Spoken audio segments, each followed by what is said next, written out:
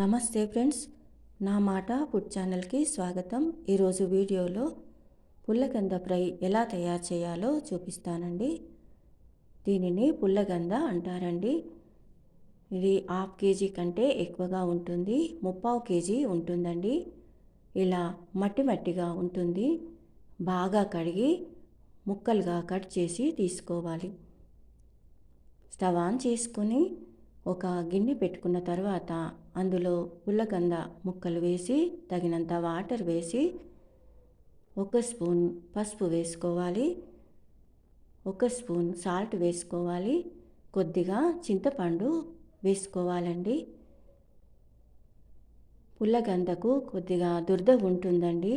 Cut చేసేటప్పుడు కూడా చేతులు దురదగా అనిపిస్తాయండి. అందుకోసం చింతపండు, పసుపు, ఉప్పు వేసి 7-8 నిమిషాలు ఉడికించుకోవాలండి.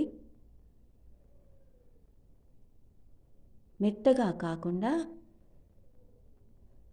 ఈ విధంగా 70% ఉడకనివ్వాలండి. తర్వాత నీళ్ళను వంపేసి పొట్టు తీసి ముక్కలుగా కట్ చేసి తీసుకోవాలి.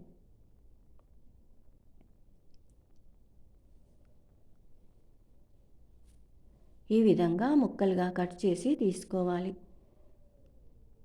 తర్వాత స్టవ్ ఆన్ చేసుకుని కడాయి పెట్టుకున్న తర్వాత తగినంత ఆయిల్ వేసి వేడైన తర్వాత పుల్లగంద ముక్కలు వేసి వేయించుకోవాలండి.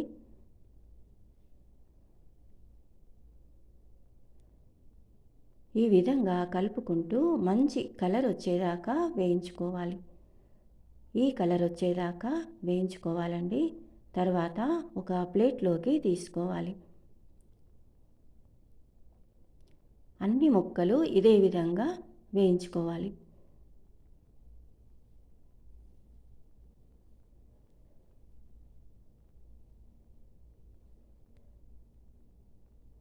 ఈ విధంగా వేయించి తీసుకోవాలి. పచ్చిమిర్చి, ఉల్లిపాయ ముక్కలు ఈ విధంగా కట్ చేసి తీసుకోవాలి. తర్వాత స్టవ్ ఆన్ చేసుకొని కడాయి పెట్టుకున్న తర్వాత తగినంత ఆయిల్ వేసి వేడైన తర్వాత ఆవాలు, జీలకర్ర వేసుకోవాలి. తర్వాత పచ్చిమిర్చి ముక్కలు వేసుకోవాలి.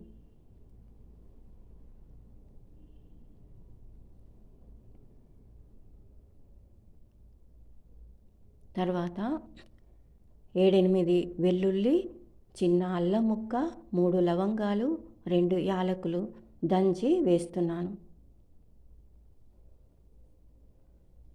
తర్వాత చిన్నగా కట్ చేసుకున్న ఉల్లిపాయ ముక్కలు వేసుకోవాలి. కరివేపాకు వేసుకోవాలండి. తర్వాత ఈ విధంగా కలుపుకోవాలి. 1 స్పూన్ పసుపు వేస్తున్నాను, కొద్దిగా మెంతి పౌడర్ వేస్తున్నాను, 2 స్పూన్ల కారం వేసుకోవాలి.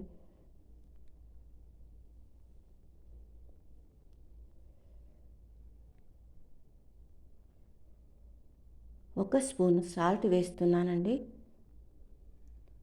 1 స్పూన్ ధనియా పౌడర్ వేసుకోవాలి. 1 స్పూన్ ఎండు కొబ్బరి పౌడర్ వేస్తున్నాను. తర్వాత 2 స్పూన్ల వాటర్ వేసి ఈ విధంగా కలుపుకోవాలి. తర్వాత వేయించుకున్న పుల్లగంద ముక్కలు కడాయిలో వేసి కలుపుకోవాలి. ఈ విధంగా వేసి కలుపుకున్న తర్వాత మూత పెట్టి 1 నిమిషం పాటు ఉడికించుకోవాలి.